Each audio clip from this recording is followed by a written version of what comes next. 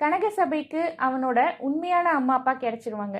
அவன் சந்தோஷமா அவங்க சொந்த ஊரான ஆதியூருக்கு போயிடுவான். இப்போ வீட்டில் இருக்க பிரதாப முதலியாரும் ஞானாம்பாலும் விளையாடிக்கிட்டு இருப்பாங்க. ஒரு நாள் ஞானாம்பாள் என்ன செய்வா, பிரதாப முதலியாரோட அம்மா கிட்ட போய், அத்தை எனக்கு ஒரு கதை சொல்றீங்களா அப்படின்னு கேட்பா.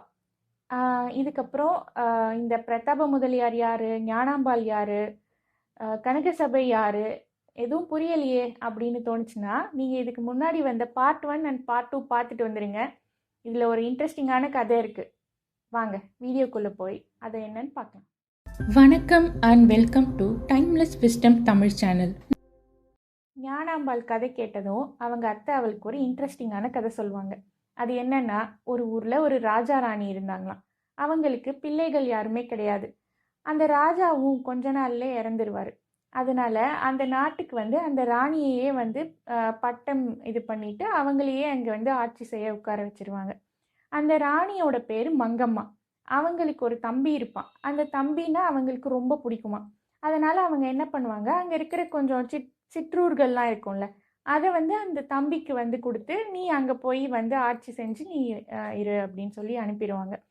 அந்த தம்பி எதிர்பார்க்காம அவனுக்கு கிடைச்ச இந்த சொத்து இது எல்லாத்தையும் வச்சுக்கிட்டு அவன் மக்களை நல்லபடியாக ஆட்சியெல்லாம் பண்ண மாட்டான். அவன் மது மாது அப்படின்னு கெட்ட பழக்கங்கள் பக்கம் போயிடுவான். ஆனால் இது எதுவுமே அவங்க அக்காவுக்கு பெருசாக தெரியாது. இவன் என்ன பண்ணுவான்னா, எப்போவுமே எல்லா நேரமும் மது மாதுன்னே இருப்பான். ஒரு நாள் என்னாகும், அந்த ஊரில் ஒரு கணவன் மனைவி வாழ்ந்துட்டு இருப்பாங்க.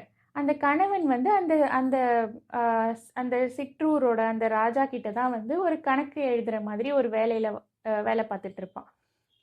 அவரோட மனைவி ரொம்ப அழகாக இருப்பாங்களாம். இதை கேள்விப்பட்டு அவன் என்ன பண்ணுவான், அவங்களையும் அவனோட அரண்மனைக்கு கொண்டு வந்துடணும் அப்படின்னு ஒரு பேராசை பண்ணி என்ன பண்ணுவான்னா, ஒரு 4-5 பெண்களை அவங்க வீட்டுக்கு தூது அனுப்புவான்.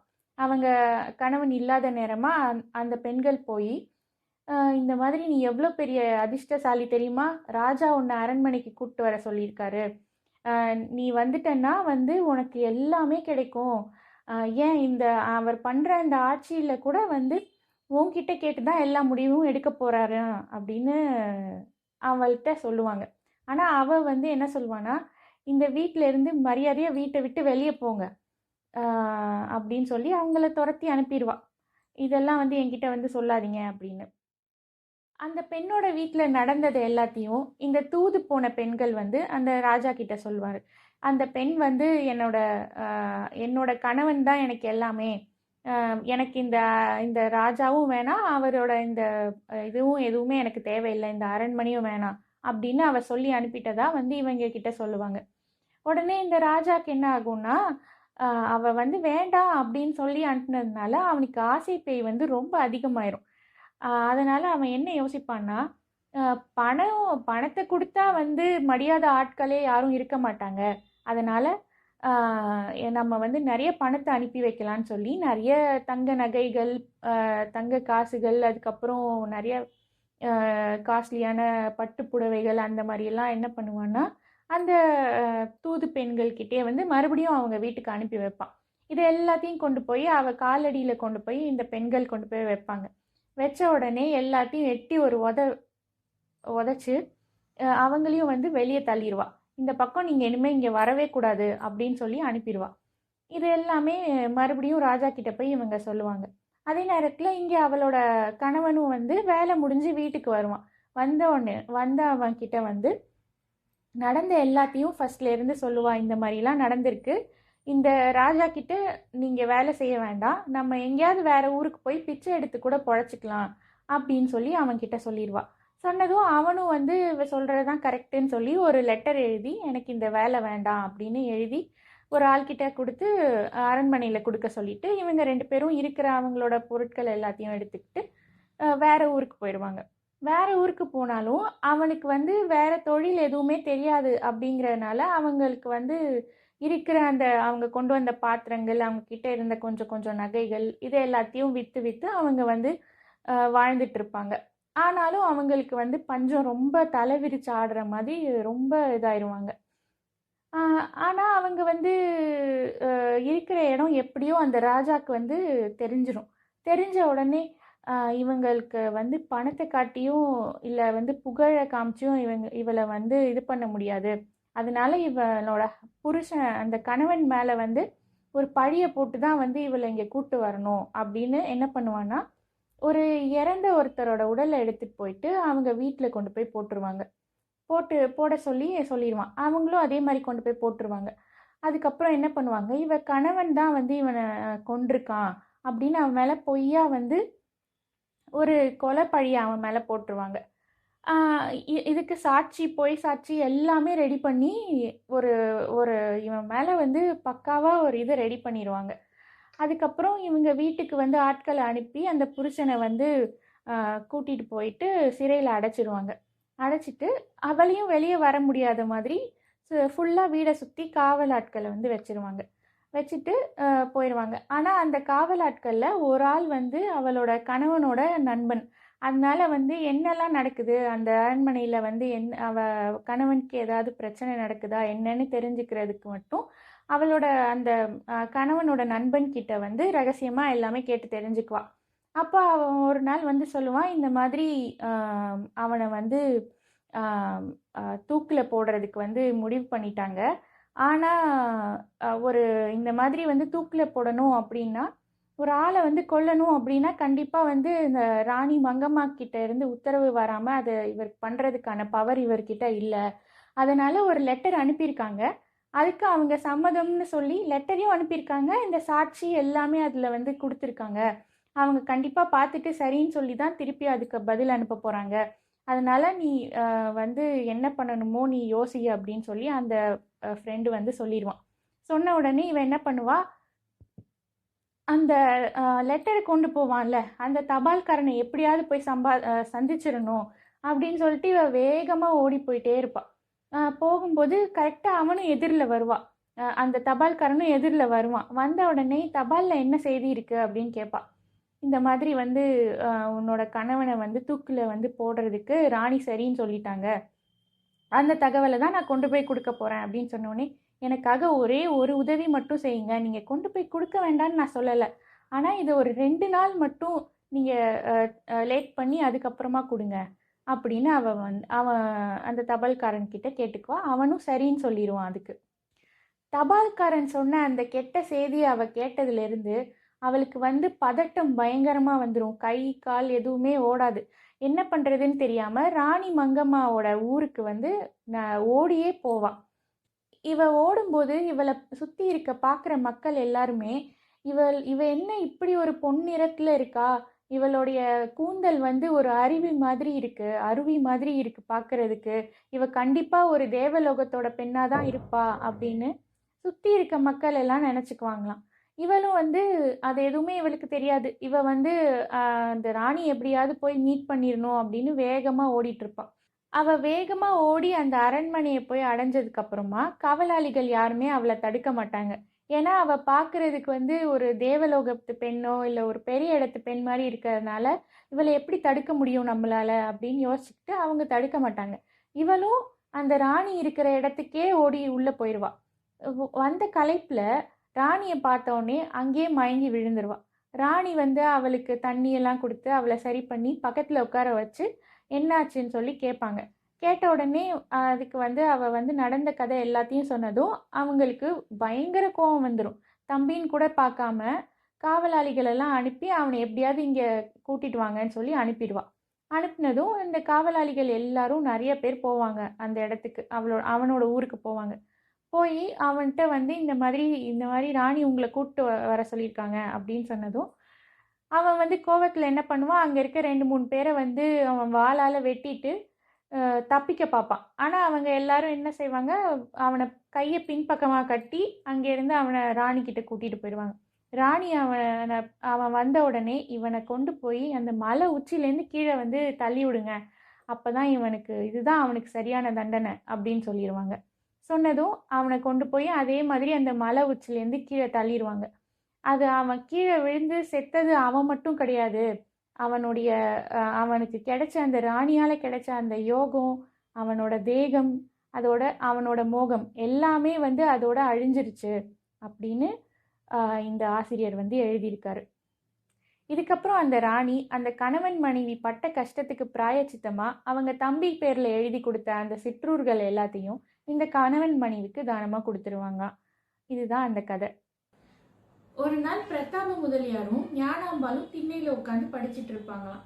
அந்த நேரம் பார்த்து அங்கே ஒரு குறி சொல்கிற ஒருத்தர் வந்து அங்கே வந்து அவங்களோட ஆசிரியர்கிட்ட வந்து, ஐயா எனக்கு கொஞ்சம் பண கஷ்டமாக இருக்குது, எனக்கு ஏதாவது கொஞ்சம் கொடுக்க முடியுமா அப்படின்னு கேட்டாங்களாம்.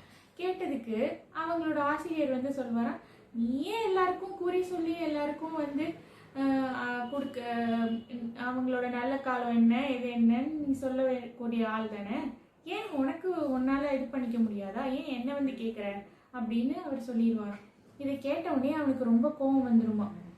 இங்கே பாருங்க, எனக்கு வந்து நான் நினச்சேன்னா இந்த உலகத்தையே என்னால் வாங்க முடியும், ஆனாலும் நான் வந்து மக்களுக்கு நல்லது செய்யணும், இந்த உலகத்தை காப்பாற்றணும் அப்படிங்கிற நல்ல எண்ணத்துல தான் நான் இந்த வேலையை செஞ்சுக்கிட்டு இருக்கேன் அப்படின்னு ரொம்ப கோபமாக ஆக்ரோஷமாக பேச வரான். அப்போ அங்கே கட்டி வச்சிருந்த நாய் என்ன பண்ணுமா, இவரை பார்த்து குலைக்குமா. குலைச்ச உடனே இவங்க 3 பேருக்கும் சிரிப்பு வந்துடும், சிரிச்சிருவாங்க. இப்போ அவருக்கு இன்னும் கோவம் வந்துடும். கோவம் வந்த உடனே அந்த நாயை பார்த்து, நான் நினச்சேன்னா சிங்கம் கரடி நரி இதோட வாயெல்லாம் மந்திரம் போட்டு என்னால் கட்டி வைக்க முடியும், கேவலம் இந்த நாயோட வாய் என்னால் கட்ட முடியாதா அப்படின்னு நாயை பார்த்து கோவமாக கத்தி கை காலெல்லாம் ஆட்டி மண்டையெல்லாம் இப்படி இப்படி ஆட்டி பேசுவார். பேசினோடனே அந்த நாய் இவர் ஏதோ பண்ண போகுது அப்படின்னு இவங்க எல்லாருக்கும் தோணுச்சு. அந்த நாய் என்ன நினைச்சுன்னா, இவர் வந்து கை காலெல்லாம் இப்படி அசைச்சு பேசுறாரு, இவர் நம்ம ஏதோ செய்ய போறாரு, நம்ம முன்னாடி பாஞ்சு இவர் ஏதாவது கடிச்சிடணும்னு சொல்லிட்டு சங்கிலியை அறுத்துக்கிட்டு வேகமா போய் அவர் மேல பாஞ்சிடும். பாஞ்சு நல்லா கடிச்சிடும். கடிச்ச உடனே இந்த இவங்களோட ஆசிரியர் போய் அவரை காப்பாத்தி இந்த நாயையும் கொண்டு போய் கட்டி வச்சிருவாரு. இப்போ அந்த ஆசிரியர் அந்த குறி சொல்றவரை பார்த்து நக்கலா, என்ன ஏதோ வாயை கட்டிடுவேன் மந்திரம் போட்டுருவேன்லாம் சொன்னீங்க, இப்படி கடி வாங்கிட்டு நிற்கிறீங்களே அப்படின்னு கேட்பாங்க. கேட்டவுடனே, ஐயா இதெல்லாம் நான் அப்புறம் உங்களுக்கு சொல்கிறேன், முதல்ல இது எனக்கு மருந்து இருந்தால் போட்டு விடுங்க அப்படின்னு சொல்லுவாராம். உடனே அந்த ஆசிரியர் அவரை கூப்பிட்டு கொஞ்சம் மருந்தெல்லாம் போட்டு அவரை கொஞ்சம் படுக்க வைப்பார். அதுக்கப்புறமா அந்த குறி சொல்கிறவர் வந்து இவர்கிட்ட வந்து பேச ஆரம்பிப்பார். என்னன்னா, இந்த உலகத்தில் பல பேர் பல வேஷம் போடுறாங்க, நான் என் வயிற்று பொழப்புக்காக இந்த வேஷம் போடுறேனே தவிர எனக்கு கற்றுக் கொடுத்துருக்க இந்த எல்லாமே வந்து பொய் தான், நான் செய்கிற எல்லா விஷயமுமே வந்து மக்களை ஏமாற்றி போலியாக தான் நான் வந்து சம்பாதிக்கிறேன் அப்படின்னு அவர் சொல்வாராம். இப்போ பிரதாப முதலியாருக்கு இது வரைக்கும் வந்து குறி சொல்கிறவங்களெல்லாம் பார்த்தாலே ஒரு பயம், இவங்க சொல்கிறதெல்லாம் உண்மை அப்படின்னு ஒரு நம்பிக்கை இருந்துட்டு இருந்துச்சு. ஆனால் அவரோட வாயாலே இது பொய் அப்படின்னு சொன்னதுனால அவருக்கு வந்து அந்த அதுக்கு மேலே இருக்கிற அந்த நம்பிக்கையெல்லாம் போய் ஒரு தெளிவான ஆள் ஆயிட்டாரு அப்படின்னு அவர் இங்கே சொல்கிறாரு. பிரதாப முதலியார் அவங்க தங்கியிருந்த அவங்க மாமா வீட்டுக்கு பின்னாடி இருக்கிற அந்த சுந்தர தோட்டத்துக்கும் பின்னாடி போனால் ஒரு பெரிய காடே இருக்கான். அந்த காட்டு போகிற வழியில் ஒரு மண்டபம் இருக்குது. அந்த மண்டபத்தை தாண்டினாதான் அந்த காட்டுக்கு போக முடியும். அந்த மண்டபம் எப்படி இருக்கும்னா, ரொம்ப பாழடைஞ்சு போய் ரொம்ப புதர்கள் புற்கள்னு ஃபுல்லாக வந்து செடியாக முளைச்சி கிடக்கும். அந்த இடத்துல வந்து என்ன ஆகும்னா, அந்த இடத்துல வந்து ஒரு ரொம்ப நாள் முன்னாடி யாரோ பல வருஷத்துக்கு முன்னாடி தூக்கு மாட்டி இறந்துருப்பாங்க. அதனால அந்த ஆளோட பேய் அங்கே சுற்றிக்கிட்டு இருக்கு அப்படின்னு ஊர் மக்கள் எல்லாரும் வந்து நம்பிக்கிட்டு அது பக்கமாகவே யாருமே போக மாட்டாங்க. இதனால வந்து ஒரு நாள் அந்த ஆசிரியர் என்ன செய்வார், பிரதாப முதலியாரை, நீ வா நம்ம அந்த பக்கம் போகலாம் அப்படின்னு கூப்பிட்டு வரோம். கூப்பிட்டோடனே, ஐயோ நான் வரமாட்டேன், எனக்கு ரொம்ப பயம் அப்படின்னு சொல்லுவார். அதெல்லாம் ஒரு பயமும் இல்லை, நீ வா, இன்னைக்கு அதில் என்னதான் இருக்குன்னு நம்ம பார்க்கலாம் அப்படின்னு கூட்டிகிட்டு போவாராம். இவங்களும் அந்த மண்டபத்துக்குள்ளே போவாங்க. அங்கே போனால் ஒரே சத்தமாக இருக்குமா, ஒரே காக்காவும் வவ்வாலும் என்னென்னமோ ஓடும், அங்கேயும் இங்கேயும் இங்கே முன்னாடி ஓடிக்கிட்டே இருக்குமா. இவங்களும் உள்ளே போய் கால் எடுத்து வைக்கலான்னா கால் வைக்கிற இடம் ஃபுல்லாக அந்த பறவைகளோட எச்சம் தான் இருக்குமா. அதையும் தாண்டி இவன் பயந்துட போகிறான்னு சொல்லி அவங்க ஆசிரியர் என்ன பண்ணுவார், உள்ளே போனோடனே அவன் கையை வந்து இறுக்கமாக பிடிச்சிக்குவார். உள்ளே போய் பார்த்தா எதுவுமே இருக்காது.